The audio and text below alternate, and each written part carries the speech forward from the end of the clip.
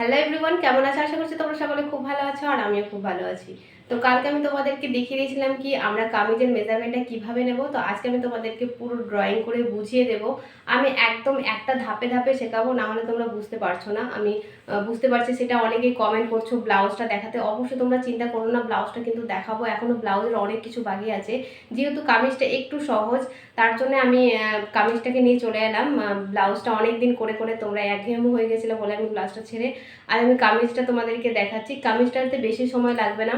তো আমি দেখো, আজকে আমি তোমাদেরকে পুরো ড্রয়িং করে একদম সুন্দরভাবে বুঝিয়ে দেবো। তারপরে তোমরা কিভাবে কাপড়ে কাটিং করবে সেটা বুঝিয়ে দেবো। ব্যাক পার্ট আলাদা দেখিয়ে দেবো, ফ্রন্ট পার্ট আলাদা দেখো। এইভাবে আমি যদি না দেখাই তোমরা অনেকেই বুঝতে পারছো না। তো প্লিজ তোমরা ভিডিওটা কন্টিনিউ করতে থাকো, পুরো ভিডিওটা দেখো স্কিপ না করে। আশা করি আজকের ভিডিওটা দেখলে কামিজের অনেক অনেক কিছু সমস্যার সমাধান তোমাদের হবে। যেটা আমাদের সমস্যা হয়, এই যে আরহোলের কাছে কাপড় জড়ো হয়ে থাকা, পিছন দিকে কাপড় জড়ো হয়ে থাকা, যেটা আমরা বলে থাকি ঘাট থেকে নেমে যাওয়া, এই সমস্যার সমাধান কিন্তু আমি তোমাদেরকে আজকে বলে দেবো। একদম ডিটেলসে বলে দেবো, যেটা কেউ বলে না আমি তোমাদেরকে কিন্তু আজকে বলে দেবো। তো প্লিজ তোমরা ভিডিওটা কন্টিনিউ করতে থাকো, পুরো ভিডিওটা স্কিপ না করে দেখতে থাকো। আশা করি ভিডিওটা তোমাদের আজকে অনেক উপকারে আসবে। তো চলো ভিডিওটা কন্টিনিউ করতে থাকো। আশা করছি তোমাদের ভিডিওটা খুব ভালো লাগবে। আর যদি ভালো লাগে তো প্লিজ চ্যানেলটাকে সাবস্ক্রাইব করে রেখো। তো চলো এবার তোমাদেরকে দেখাবো, আমি পুরো ড্রয়িং করে দেখাবো কোথায় কত ইঞ্চি লুজ নিচ্ছি না নিচ্ছি সমস্ত কিছু দেখাবো। তো কামিজ সেলাই করতে গেলে কিন্তু একদম খুঁটিনাটি বিষয় তোমাদেরকে জেনে নিতে হবে। আমি তোমাদেরকে বলে দিচ্ছি, আজকের পর থেকে তোমরা যখন কামিজ কাটবে তোমাদের আর কোনো সমস্যা হবে না। তো প্রথমত বলে দেয়, একটা কামিজ তৈরি করতে গেলে মিনিমাম 2 মিটার কাপড় লাগে, ঠিক আছে? মিনিমাম 2 থেকে 3 মিটার, কারণ সাইজ হিসাবে নর্মাল সাইজ, যদি মিডিয়াম সাইজ করতে চাও তাহলে 2 মিটারে চলে আসবে। যদি হেলদি হয় তাহলে কিন্তু আমাদের 3 মিটার লাগবে। আবার যদি ফুল হাতা থাকে তাহলে কিন্তু আর একটু কাপড় বেশি লাগবে।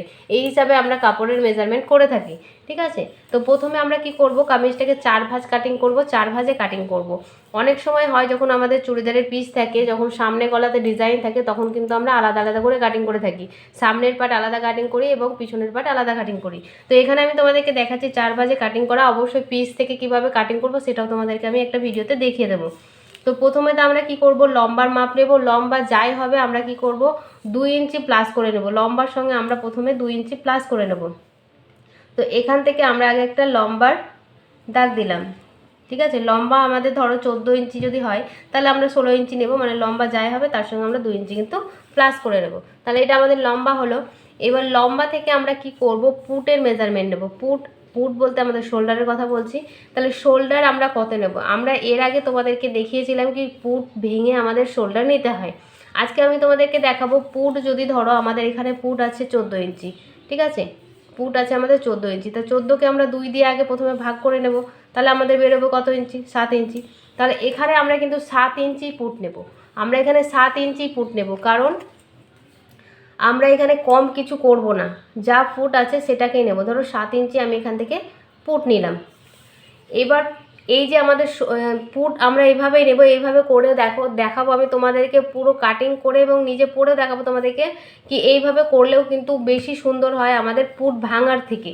পুট ভাঙার থেকে আমাদের এইভাবে করলে কিন্তু বেশি সহজ হয়, যেটা কেউ বলে না। আজকে আমি তোমাদেরকে সেটা ডিটেলসে জানিয়ে দিচ্ছি, ঠিক আছে? এবার এখান থেকে আমরা কি করে হিপ নামাবো, হিপের একটা কিন্তু আমাদের ভাগ আছে। ধরো আমরা এখানটাতে আগে লিখে নিই। তো আমরা দেখো এখানে হিসাবটা কিন্তু লিখে নিয়েছি, আমাদের কি কি কামিজ কাটিং করতে কি কি মাপের প্রয়োজন হয়।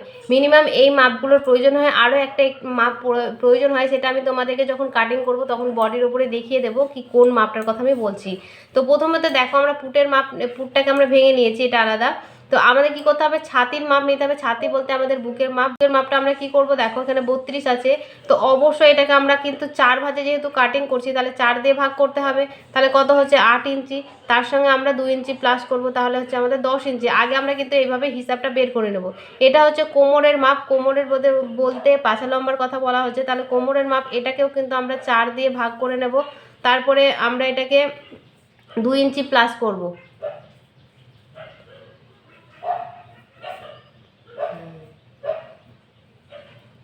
তাহলে হচ্ছে আমাদের দেখো 10.5। এটাকেও আমরা কিন্তু 4 দিয়ে ভাগ করে নেব। আমরা শেষটাকেও কিন্তু 4 দিয়ে ভাগ করে নেব। তাহলে কত হচ্ছে আমাদের 7। 7-এর সঙ্গে আমরা 2 ইঞ্চি প্লাস করব, তাহলে হচ্ছে আমাদের 9 ইঞ্চি।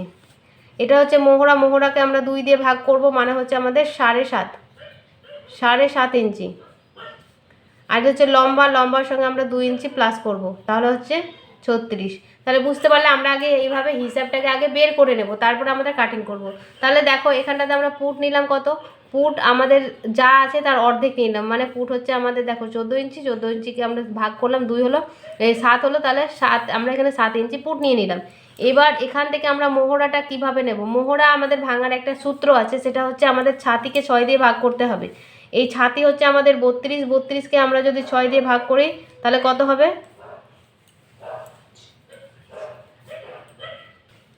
তাহলে এটা দেখো এখানে আমরা যদি 6 দিয়ে ভাগ করি তাহলে আমাদের এখানে 5 ইঞ্চি 3 সুত মতন হবে। তো আমরা 2 সুত ধরছি, মানে 5 ইঞ্চি 2 সুত মতন নিলেই কিন্তু আমাদের হয়ে যাবে, 1 সুত না নিলেও হবে।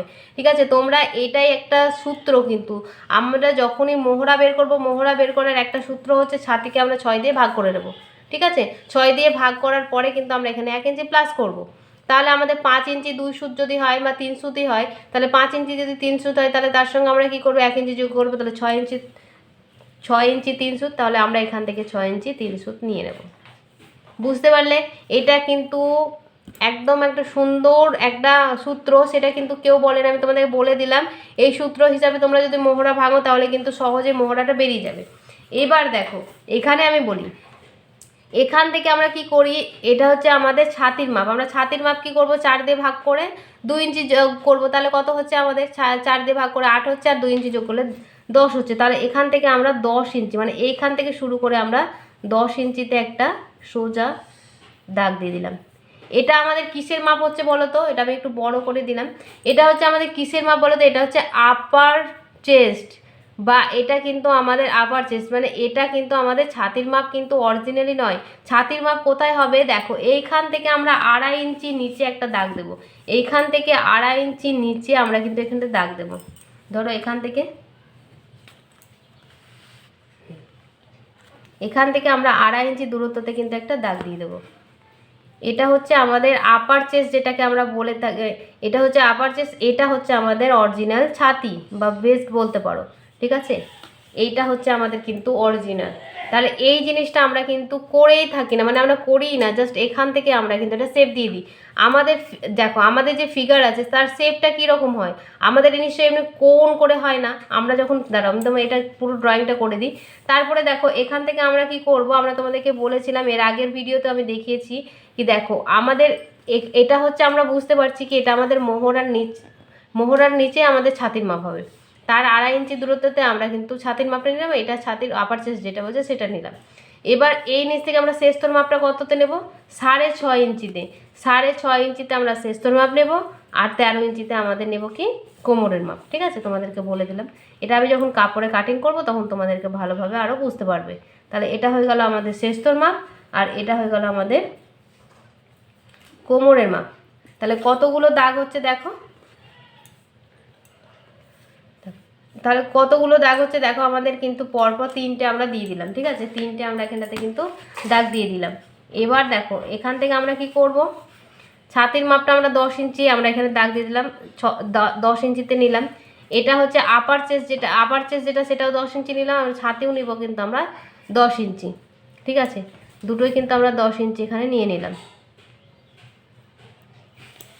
আর এখান থেকে আমরা শেষতর মাপটা নেব, শেষতো কত আছে দেখো, শেষতো আছে আমাদের দেখো ভেঙে নিয়েছি, শেষতো হচ্ছে আমাদের 28, তাকে 4 দিয়ে ভাগ করে 2 যোগ করেছি মানে 9 ইঞ্চি, তাহলে আমরা এখানে 9 ইঞ্চিতে দাগ দিলাম।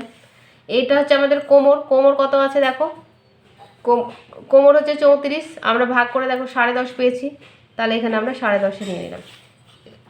এবার এইটাকে আমরা কিন্তু এইভাবে শেপ দিয়ে নেব, দেখো কিভাবে শেপ দিচ্ছি আমরা, এইভাবে। আর আমরা কিন্তু 2 ইঞ্চি করে লুজ নিয়ে নেব, এইভাবে 2 ইঞ্চি লুজ নিয়ে নেব।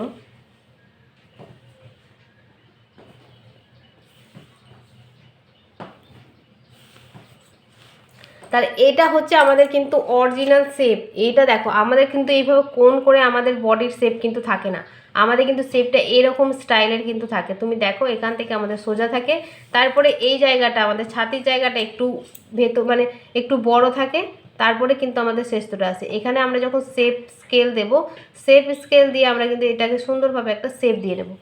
বুঝতে পারলে? তাহলে এবার এখান থেকে আমরা কি করব, 1 ইঞ্চি নেব, 1 ইঞ্চি এখান থেকে নিলাম, নিয়ে আমরা এখানে কি একটা সুন্দরভাবে এখান থেকে আমরা কিন্তু হাফ বের করে নেব, এখান থেকে যা নিয়েছি তার অর্ধেক বের করে নেব এইভাবে, দিয়ে এখান থেকে কিন্তু আমরা সুন্দর করে একটা শেপ দিয়ে নেব।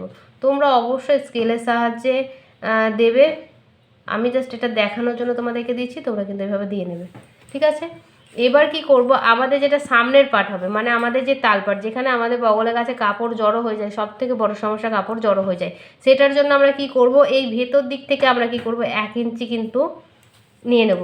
1 ইঞ্চি নিয়ে এটা স্কেলের সাহায্যে এইভাবে কিন্তু এটাকে এইভাবে কিন্তু এটা আমরা দিয়ে নেব, বুঝতে পারলে, এটা ভেতর দিকে থাকবে। এবার এখান থেকে আবার আমরা কী করব, 1 ইঞ্চি এখানে নেব, দিয়ে এটাকে সুন্দর করে আমরা শেপ দিয়ে নেব। তাহলে এটা হচ্ছে আমাদের সামনের পার্ট, এটা হচ্ছে আমাদের পিছন পার্ট।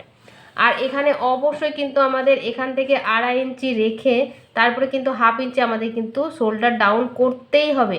শোল্ডার ডাউন না করার কারণেই কিন্তু বেশিরভাগ ক্ষেত্রে আমাদের কিন্তু ঘাড় থেকে নেমে যায়, এটা হচ্ছে সব থেকে বড় প্রবলেম, যেটা আমরা করি না। আমাদের যেটা শোল্ডার আছে সেটাই নিয়ে নেব, কিন্তু আমাদের শোল্ডার ডাউন করতেই হবে। আর শোল্ডার ডাউন কতটুকু করব সেটা তোমাদেরকে আমি একটা মাপের সাহায্যে দেখিয়ে দেবো। একটা ভিডিওর মধ্যে সমস্ত কিছু দেখানো সম্ভব নয়, তোমরা পরপর দেখো, আমি প্রত্যেকটা ভিডিওর কিন্তু একটা ছোট ছোট পার্টগুলো তোমাদের দেখিয়ে দেবো কতটুকু আমাদের শোল্ডার ডাউন করতে হবে। তো দেখো এখান থেকে আমরা শোল্ডার ডাউন করে নিলাম। এবার কি করব, দেখো এখান থেকে আমরা গলার চওড়া নেব। গলার চওড়া তোমরা ইচ্ছে মতো নিতে পারো, তোমাদের যত ইচ্ছে তত নিতে পারো, ঠিক আছে। আমি ধরো এখানে 3.5 ইঞ্চি নিলাম, তো 3.5 ইঞ্চি নিয়ে আমরা এইভাবে একটা সুন্দর শেপ দেব। তোমরা চাইলে যে কোনো ডিজাইন করতে পারো, সেটা তোমাদের ইচ্ছে। এইভাবে ধরো এখানে একটা শেপ দিয়ে নিলাম, তাহলে এই হয়ে গেল দেখো আমাদের ড্রয়িংটা। এবার আমাদের দেখো এই যে কোমরের মাপটা আছে, এই কোমরের মাপটা যতটাই থাকে তার সঙ্গে হাফ ইঞ্চি প্লাস করে আমরা কিন্তু ঘেরের মাপটা নিয়ে নেব, ঠিক আছে। আমাদের এখানে 10.5 হলো, 10.5 থেকে আমরা এখানে 11 ইঞ্চি নিয়ে নেব আমাদের ঘের মাপটা, দিয়ে এটাকে আমরা সোজা স্ট্রেট দাগ দিয়ে দেব। তাহলে এই হয়ে গেল আমাদের কিন্তু ছাতির মাপ, বুঝতে পারছি। এটা আমাদের পুরো কিন্তু আমাদের একদম কামিজের ড্রয়িং। তোমাদের কোথায় কি করে নিলাম সেটা নিশ্চয়ই তোমরা বুঝতে পারলে। আর যদি বুঝতে না পেরেছো তো অবশ্যই তোমরা আবার কমেন্ট করে জানাও, আমি তোমাদেরকে আবার বুঝিয়ে দেবো এবং কালকে তোমাদেরকে আমি কাপড়ে কাটিং করে দেখাবো এবং স্টিচ করে দেখাবো, সমস্ত কিছু তোমাদেরকে দেখাবো, স্লিভ কাটা দেখাবো, সমস্ত দেখাবো। তো ওই কারণে ভিডিওগুলো পরপর দেখো। আশা করি এই ভিডিওটা দেখার পরে কামিজ কাটানোর কোনো সমস্যা হবে না, শোল্ডার আর ঘাড় থেকে নেমে যাবে না, কাপড় আর জড়ো হবে না, এইটুকু গ্যারেন্টি তোমাদেরকে দিতে পারি। তো চলো আজকের মতন ভিডিওটা আমি এইটুকুই রাখলাম, দেখা হচ্ছে কালকে নতুন ভিডিওর সাথে। আজকের মতন টাটা।